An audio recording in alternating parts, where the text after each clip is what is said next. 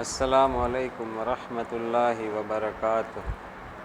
اعوذ باللہ من الشیطان الرجیم، بسم اللہ الرحمن الرحیم۔ الحمد للہ رب العالمین، الرحمن الرحیم، مالک یوم الدین، ایاک نعبد و ایاک نستعین، اہدنا الصراط المستقیم، صراط الذین انعمت علیہم غیر المغضوب علیہم ولا الضالین۔ آج ماہ مبارک رمضان کا دوسرا روزہ ہم لوگ کا مکمل ہونے والا ہے انشاءاللہ۔ کل ماہ رمضان کی تیسری تاریخ۔ میرا عنوان ہے تقوی الہی۔ سورہ شمس میں تمام قسموں کے بعد جو سب سے مین چیز اس میں ہے وہ میں پورا ترجمہ کروں گا ابھی، لیکن ایک ذہن بیدار کرنے کے لیے وہ بات کہہ رہا ہوں۔ وَنَفْسٍ وَمَا سَوَّاهَا فَأَلْهَمَهَا فُجُورَهَا وَتَقْوَاهَا۔ جو پورے سورہ کی مین چیز ہے وہ ہے فجور اور تقوی۔ مطلب نفس کو اللہ نے دو چیزوں سے سنوارا ہے، ایک فجور اور ایک تقوی کی۔ اس سے یہ پورے سورہ کا مین جو ٹاپک ہے یہی ہے، فجور اور تقوی۔ اور قرآن کا بھی آپ دیکھیں گے تو پورا یہی دو ہی حصے میں ہے، یا تو تقوی ہے یا فجور ہے، یا وہ ہیں جن پر اللہ کا غضب ہوا، یا وہ ہیں جن پر اللہ نے انعام کیا، دو ہی ہیں۔ تو یہ میرے ٹاپک سے بھی تھوڑا قریب ہے کہ تقوی کیا ہے، اس پہ بات ہو رہی تھی کہ ہمیں جب سمجھ میں آ جائے گا تقوی کیا ہے تب ہو سکتا ہے کہ ہمیں اس کا استعمال کرنے میں آسانی ہو۔ اب اس کا ترجمہ جیسے اگر ہم پورا پڑھیں آپ کو، والشمس وضحاها، قسم ہے سورج اور اس کی روشنی کی، والقمر اذا تلاها، اور چاند کی جو وہ اس کے پیچھے آتا ہے، والنہار اذا جلاها، اور دن کی جب وہ آفتاب کو روشن کر دے۔ یعنی کہ ایک ایک قسم ہے، ذہن میں رکھیے گا، قسم ہے ساری، لیکن مین بات یہی ہے کہ اللہ نے نفس کو دو چیزوں سے سنوارا ہے، یا تو فجور سے یا تقوی۔ یہ دونوں صلاحیت انسان میں رکھی ہے۔ یہ ساری قسمیں اسی بات پہ زور دینے کے لیے ہے کہ مطلب یہ کتنی ضروری ہے۔ یعنی کہ ایک انسان، ہم سب انسان ہیں، وہ بچہ بھی انسان ہے، ہم بھی انسان ہیں، ایک ہم سے عمر میں بڑا ہے وہ بھی انسان ہے۔ تو دونوں چیز ہوتی ہے انسان میں جب وہ پیدا ہوتا ہے، تو اس کے نفس میں یا تو برائی کی طرف مائل ہوگا یا برائی سے اپنے کو روکے گا۔ اب یہاں دیکھیں تقوی کا تھوڑا سا آپ لوگ کے سامنے آئے گی بات۔ فجورہا و تقواہا، یا تو فجور کرے گا، فجور، یا پھر فجور سے روکنا، مطلب برائی سے روکنا۔ یہ دو کام ہے، مطلب تقوی کا کام ہے مین روکنا، اپنے آپ کو حفاظت میں، نقصان سے بچانا۔ ڈر نہیں ہے تقوی۔ ڈر کا عربی میں ایک لفظ ہے خشیت ہے، خشیت اللہ ہے، اخاف اللہ، خوف ہے۔ جیسے ابلیس نے کہا تھا کہ اللہ سے، کہ انسانوں سے وہ کہے گا میں تو اللہ سے ڈرتا ہوں، اللہ کا خوف رکھتا ہوں۔ ہے ابلیس شیطان، لیکن وہ بھی اللہ سے ڈر، لیکن اللہ کی خشیت اس کے اندر نہیں ہے، ابلیس کے اندر۔ خشیت والا جو خوف ہوتا ہے وہ احترام والا ہوتا ہے، وہ اس کی بڑائی کے ساتھ ہوتا ہے۔ جیسے اب اس کا ترجمہ ہم کر لیں مکمل، پھر بتا رہے۔ والنہار اذا جلاها، اور دن کی جب وہ آفتاب کو روشن کر دے، واللیل اذا یغشاها، اور رات کی جب اسے چھپا لے، والسماء وما بناها، اور آسمان کی اور اس کی جس نے اسے بنایا۔ قسم ہے آسمان کی اور اس کے بنانے والے کی، یعنی کہ اللہ کی۔ والارض وما طحاها، اور قسم ہے زمین کی اور اس کی جس نے اسے بچھایا۔ یعنی کہ دوسرے لفظ میں قسم ہے زمین کی اور اس کے بچھانے والے کی۔ وَنَفْسٍ وَمَا سَوَّاهَا، اور نفس کی اور اس کی جس نے اسے معتدل بنایا۔ نفس، انسان کا نفس اللہ نے بنایا، اس کے معتدل بنایا۔ معتدل میں دونوں چیز تھی، فَأَلْهَمَهَا فُجُورَهَا وَتَقْوَاهَا، پھر اس نفس کو اس کی بدکاری اور اس سے بچنے کی سمجھ دی۔ نفس کو اللہ نے بدکاری، فجور اور تقوی، فجور سے بچنے کی قوت، تقوی کا ایک معنی ذہن میں رکھ لیجئے کہ فجور سے بچنے کی قوت،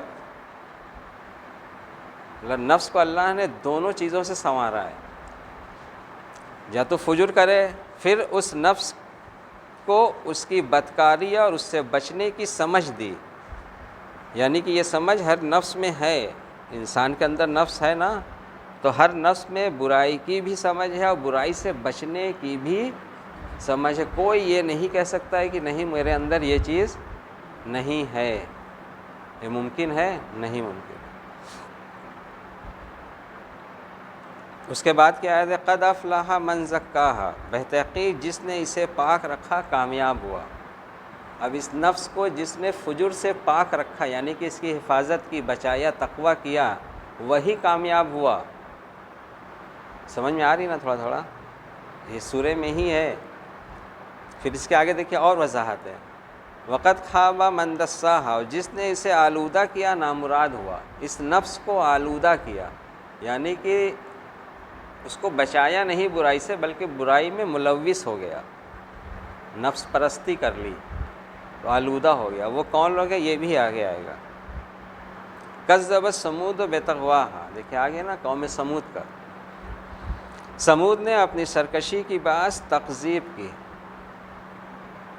یعنی کہ اپنے نفس کو فجور میں ڈھکیلا اور اللہ کے رسول کے، ان کے قوم میں جو رسول آئے تھے ان کی تکذیب کی۔ تکذیب یعنی کہ انہوں نے جو پیغام دیا، عمل کرنے کے لیے کہا، وہ نہیں کیا، تو وہ کہاں جائے؟ خسارے میں گئے۔ اذ انبعث اشقاہا، جب ان کے سبب سے زیادہ شقی اٹھا اسی قوم میں سے، فقال لهم رسول اللہ ناقۃ اللہ وسقیاہا، تو اللہ کے رسول نے ان سے کہا اللہ کی اونٹنی اور اس کی سیرابی کا خیال رکھو۔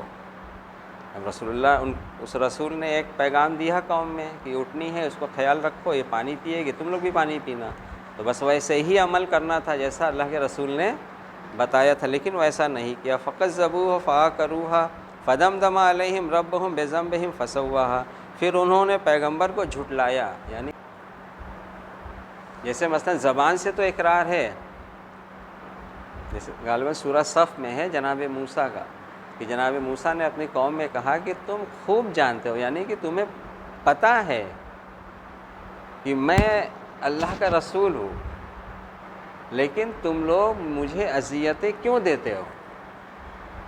تو وہ کیا اذیت دیتے تھے کہ وہ مانتے تو تھے موسیٰ کو اللہ کا رسول، لیکن جیسا جناب موسیٰ کہتے تھے کرنے کے لیے وہ کرتے نہیں تھے، یہی تکذیب میں آتا ہے، یعنی کہ اس کام کو نہ انجام دینا، اور یہ نہ انجام دینے میں اس میں سب سے بڑا دخل یہی نفس کا ہے، فجور کا ہے، کیونکہ دو چیز اللہ نے نفس میں رکھی ہے۔ جیسے میں آپ سے اگر کوئی بات کہہ رہا ہوں یہاں پہ، تو یہ آپ کے اختیار میں اللہ نے دی ہے دونوں چیز۔ آپ کا نفس پہ جس کا غلبہ زیادہ ہوگا وہ کام ہوگا۔ مثلا اگر میں ہوں، میری بات اگر غلط ہے تو وہ بھی آپ کو ہی تولنا ہے، صحیح ہے تو وہ بھی آپ کو ہی تولنا ہے، کیونکہ اگر میری بات کو ثابت کرنے کے لیے آپ کسی دوسرے کے پاس جائیں گے، پھر وہاں سے آپ کو تیسرے کے پاس جانا پڑے گا اس کی بات ثابت کرنے کے لیے، پھر جب اس کی بات ثابت ہوگی تو پھر چوتھے کے پاس آپ کو جانا پڑے گا کہ یہ تیسرا صحیح کہہ رہا ہے یا نہیں کہہ رہا ہے، تو اس میں سے ثابت آپ ہی کو کرنا ہے کہ اس میں سے صحیح کیا ہے۔ تسلیم آپ کو کرنا ہے، تسلیم کوئی نہیں کرا سکتا۔ اگر میں کوشش کروں آپ سے کہ آپ یہ بات مان لیجئے، تو آپ کیوں مانیں گے؟ کیونکہ شوکت علی کہہ رہے ہیں، تو شوکت علی کہیں، کوئی بھی کہ شوکت علی کے ابا بھی آگے کہیں گے، آپ نہیں مانیں گے۔ حد ہے کہ وقت کا امام بھی آگے کہے گا تب بھی نہیں مانے گا آدمی۔ کیوں نہیں مانے گا؟ جب تک اس کا نفس اس کو، مطلب اس کے نفس پہ کس کا کنٹرول ہے، یا فجور کا ہے یا تقویٰ کا ہے، کیونکہ ذہن میں بات اسی کی اچھی لگتی ہے جیسا انسان کا نفس ہوتا ہے۔ اگر نفس ہے کہ ہاں پاکیزگی کی طرف جائے گا تو کوئی اگر نجاست سے دور کر رہا ہے تو وہ اچھا لگے گا، اور کوئی نجس ہے اور اس کا نفس بھی نجس ہے اور جو بلا رہا ہے وہ خود نجس ہے، تو جس کا نفس نجس ہے اس کو وہی نجاست والا آدمی ہی اچھا لگے گا، کیونکہ وہ اس کے من سے پکار رہا ہے، وہ کہہ رہا ہے دیکھو جیسا میں ہوں ویسے ہی یہ ہے، تو یہ فرق پڑتا ہے۔ تو تقویٰ کا جو مین معنی آیا وہ آیا بچنے میں، ٹھیک ہے۔ اب اس کو امپلیمنٹ کیا جائے قرآن پہ، جیسے قرآن کی شروع کی آیت ہے اعوذ باللہ من الشیطان الرجیم بسم اللہ الرحمن الرحیم الف لام میم ذالک الکتاب لا ریب فیہ ھدی للمتقین۔ کس کے لیے ہدایت ہے؟ متقین کے لیے۔ آج دوسرا رمضان ہے لیکن یہ تقویٰ کا پہلا سمجھ لیجئے درس ہوا۔ یہ ہدایت ہے ان کے لیے جو اپنے آپ کو بچانا چاہتے ہیں۔ ایک ترجمہ آج کا یہی رہے گا بس، ھدی للمتقین، متقین یعنی کہ جو اپنے آپ کو بچانا چاہتے ہیں۔ اس پہ مطلب اسی پہ بیٹھا لیجئے ذہن میں کہ ایک ہوتا ہے جو اپنے آپ کو واقعی میں بچانا چاہتا ہے، ایک ہوتا ہے جو اپنے آپ کو بچانا نہیں چاہتا ہے۔ جو بچانا نہیں چاہتا ہے تو وہ کیوں بچے گا؟ مثلا اگر اللہ غفور الرحیم ہے تو اللہ تو غفور الرحیم ہے، اس کا مطلب وہ ابلیس کو بھی بخش دے گا کیونکہ وہ غفور الرحیم ہے؟ نہیں، غفور الرحیم اس کے لیے ہے جو اس سے توبہ طلب کرے۔ وہ قہار ہے اس کے لیے جو اس سے توبہ طلب نہ کرے۔ تو اسی طرح جب انسان جو بچنا چاہے گا تو وہی بچے گا نا، جو نہیں بچنا چاہ رہا ہے وہ کیوں بچے گا؟ کوئی امکان ہے اسے بچنے کا جو خود نہیں بچنا چاہ رہے ہیں؟ اب اس کو اگر اپنا جو ہم لوگوں نے سنا ہے اب تک کربلا کا واقعہ، جیسے کہ جناب حر کو لے لیں تو جناب حر، ان کا لشکر، ان کی فوج میں کتنے لوگ رہے ہوں گے؟ اب یہاں سے دیکھیں سمجھ میں آئے گا آپ کو کہ تقویٰ کیا ہے۔ تو حر کا لڑکا، حر کا غلام، یہی بس چند ملے۔ کیوں چند ملے؟ کیونکہ یہ خود اپنے آپ کو بچانا چاہ رہے تھے۔ بات سمجھ میں آئی کہ نہیں؟ جب انہوں نے اپنے کو سوچا کہ میں اپنے کو بچا لوں، تب انہوں نے اس چیز کو چھوڑا جو غلط تھا۔ اب باقیوں نے، ان کے لشکر کے جو تھے، انہوں نے نہیں سوچا کہ میں بچوں، یا تو ممکن ہے وہ سوچ رہے ہوں گے کہ میں جہاں پہ ہوں بہت صحیح جگہ پہ ہوں، میں حق پہ ہوں، یہ بھی ہو سکتا ہے وہ سوچ رہے ہیں، ممکن ہے۔ لیکن جو بچنا چاہ رہا تھا وہ بچا۔ اب یہ قرآن ہدایت ہے لیکن کس کے لیے؟ جو اپنے آپ کو بچانا چاہتا ہے۔ کس چیز سے بچانا چاہتا ہے؟ سوال یہ اٹھتا ہے یہاں پہ، کس چیز سے بچانا چاہتا ہے؟ تو اس کا جواب یہ ہے کہ اللہ کے غضب سے۔ اللہ کا غضب یہاں بھی ہے اور آخرت میں بھی ہے۔ دنیا میں تو تھوڑا سا رہتا ہے لیکن مین جو اللہ کا غضب ہے وہ ہے آخرت میں، اس کی سزا جو ہے۔ تو اس کی سزا سے، جرم اور جرم کی سزا سے ڈر ایک پیدا ہوتا ہے۔ جیسے مثلا اگر میں نے بتایا آپ کو جناب شعیب علیہ السلام کا واقعہ ہے کہ انہوں نے اپنی قوم میں کہا کہ تم لوگ تجارت میں دوسرے کو کیوں نقصان پہنچاتے ہو؟ کیا تم خوف نہیں کھاتے کہ مطلب اس کا انجام کیا ہوگا اللہ کی بارگاہ میں؟ تو انہیں بھی یقین نہیں تھا اس کے انجام کا، بس ایک گمان تھا۔ تو اسی طرح جیسے ہم اس کو اپنے اوپر اگر ہم لوگ تولیں آپ کہ جناب شعیب علیہ السلام کا کل جیسے میں نے بتایا قریب 4,500 سال پہلے کا واقعہ ہے، تو یہ بات ہوئی تھی، تو ان کی قوم پہ اللہ کا عذاب آیا تھا، اور قیامت کے دن بھی عذاب آئے گا، وہ جہنم میں جائیں گے۔ کس بنا پہ؟ کہ وہ تجارت میں دوسرے کو دھوکہ دیتے تھے۔ اب آپ قرآن پڑھتے ہیں، رمضان میں دعا پڑھتے ہیں نا، شہر رمضان الذی انزل فیہ القرآن ھدی ناس وبینات من الہدی والفرقان. فرقان یعنی کہ حق و باطل میں تمیز کرنے والا، مطلب واضح صاف صاف بیان کرنے والا. تو جناب شعیب علیہ السلام کا واقعہ بالکل صاف صاف ہے، اس میں دو ٹوک بات ہے. انہوں نے یہ کیا تھا، ان کا انجام یہ ہوا. اس پہ یقین ہے کہ واقعی شعیب علیہ السلام کی قوم کے ساتھ یہ ہوا تھا، اور ایسا عمل اگر میں کروں گا تو یہی انجام میرا بھی ہوگا. یہ ایک لمحہ فکریہ ہے، کیونکہ قرآن اگر ہدایت مانیں گے تو اس سے ہدایت لینا پڑے گا. مثلا اگر قرآن کو آپ ہدایت مان رہے کہ ھدی للمتقین ھدی للناس ہے، تو ہدایت لینا پڑے گا. ہدایت یعنی کہ وہ رہنمائی جس کے ذریعے ہم اللہ کی طرف اپنا سفر جاری رکھیں، صراط مستقیم پر اس کی عبادت کرتے رہیں، یہ ہدایت ہے. تو اب جناب شعیب علیہ السلام کی قوم پہ جو ہوا، جو قرآن میں ہے موجود، اب وہ یہ بینات ہے. بینات یعنی کہ کلیئر پروف کہ اس عمل کا نتیجہ یہ ہے، یہ دیکھیے قرآن میں موجود ہے. اسے روز محشر فرشتہ جو جہنم کا ہوگا وہ پیٹتا ہوا، مطلب گھسیٹ کے لے کے جائے گا، وہ پیٹتا ہوا یہ کہتا ہوا لے کے جائے گا جہنم میں، کیا اللہ کے رسول بینات لے کے نہ گیا تھا تیرے پاس؟ بینات یعنی کہ یہی قرآن جو واضح حق و باطل کی تمیز کر رہا ہے، فرقان ہے، مطلب صاف صاف اس میں پروف ہے. مثلا اپنی زبان میں کہیں کہ ایک پروف ہے اس میں کہ ہاں یہ ہے، ایسے کریں گے تو یہ ہوگا، کوئی اس میں گمان نہیں ہے، کوئی وسوسہ نہیں ہے کہ یہ نہیں ہوگا، یہی ہوگا. پھر اسی پہ آتے ہیں، جناب شعیب علیہ السلام پہ ہی آتے ہیں، کیونکہ وہ تجارت کا ماحول آج کے ماحول سے تھوڑا ملتا ہے. تو تجارت میں دوسرے کو گھاٹا دینا، پیسہ پورا لینا اور ناپ و تول میں کم کر کے دینا، یہ تو آج بھی انسان میں ہے کہ نہیں ہے.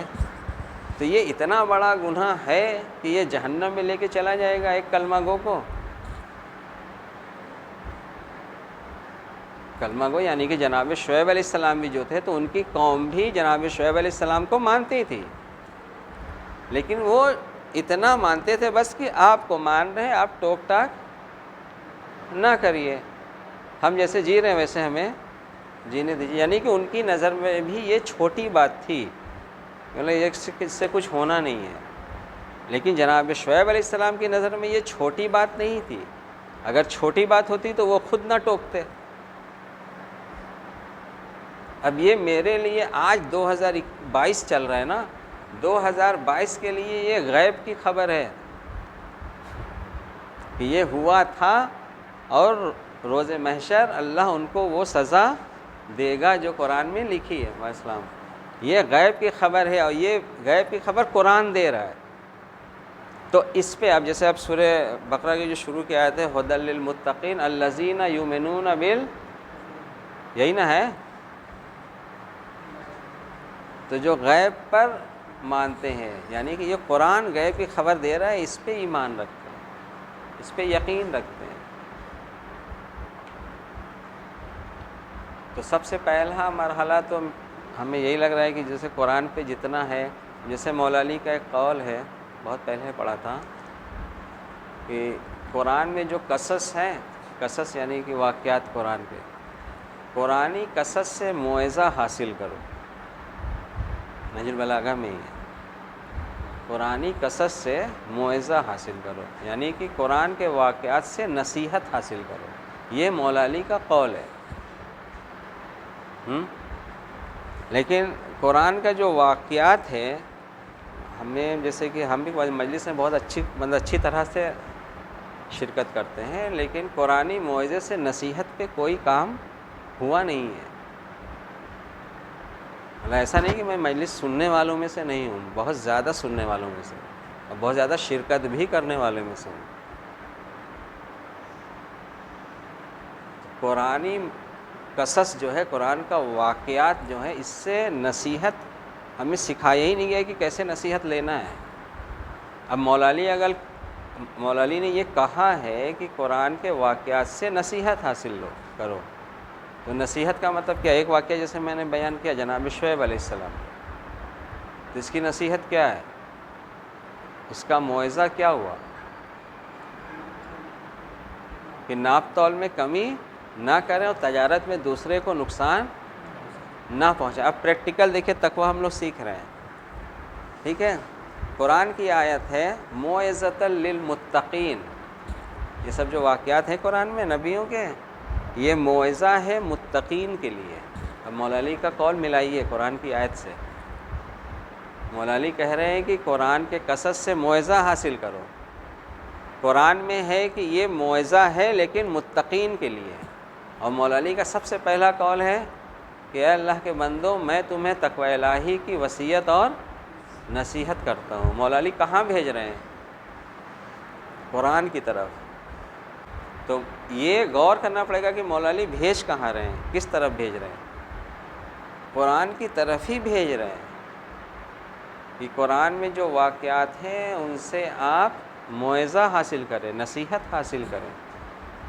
تو وہ موعظہ جب ہم سن نہیں رہے ہیں، پڑھ نہیں رہے ہیں قصص، تو موعظہ ہم لیں گے کیسے؟ نصیحت لیں گے کیسے؟ ممکن ہے نصیحت؟ نہیں ممکن ہے جب تک وہ واقعہ ہم سنیں گے نہیں. اب یہ جیسے جناب شعیب علیہ السلام کا تجارت والا بتایا کہ ناپ تول میں پیسہ پورا لینا، ناپ تول میں کمی کرنا، اور پھر دوسرے کو تجارت میں گھاٹا دینا. گھاٹا یعنی کہ مین ہوگا یہی کہ عہد کیا کہ ہاں یہ چیز اتنے کا ہم لیں گے، پھر بعد میں توڑ دیا ہوگا کہ اتنے کا نہیں اتنے کا لیں گے، تو اس کو گھاٹا ہو گیا. تو یہ غالباً آج بھی ہو رہا ہے. تو اب یہ جناب شعیب علیہ السلام کی قوم پہ جو اللہ کا عذاب ہوا دنیا میں اور جو آخرت میں ہوگا، تو قرآن کے اس واقعے سے دل دہل گیا کہ وہ اس جرم کی سزا اتنی بڑی اللہ کے یہاں ہے. دہلا کہ نہیں دہلا؟ ابھی نہیں دہلا ہوگا، کیونکہ ابھی وہ یقین کی منزل میں نہیں گیا ہے واقعہ.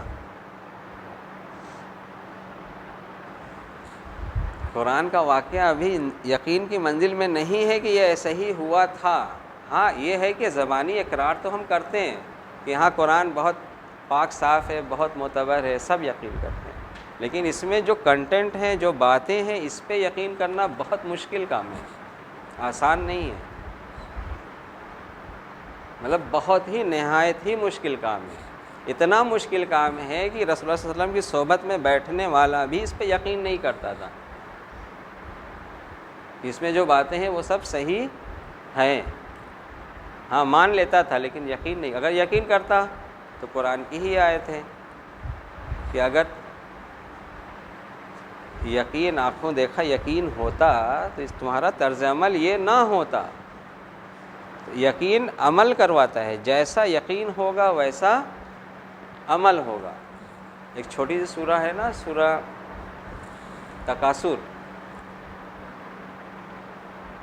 کہ اس میں جو بتایا گیا یہی بتایا گیا اگر تمہیں اس عمل کے انجام کا یقین ہوتا تو تمہارا طرز عمل یہ نہ ہوتا. اسی طرح جناب شعیب علیہ السلام کا واقعہ قرآن میں ہے، نشانی کے طور پہ ہے، تو اس پہ یقین ہونا ضروری ہے. اگر یقین ہوگا کہ ان کے ساتھ یہ عذاب ہوا، اللہ یہ اتنا غضبناک ہوا، تب ہم اپنے آپ کو اللہ کے اس غضب سے جو بچنے کی کوشش کریں گے. یہی تقویٰ ہے کہ وہ اللہ کا غضب ہم پر بھی نہ آ جائے. جب میں ایسا عمل کروں گا تو میں بھی اللہ کے غضب کا شکار ہو جاؤں گا.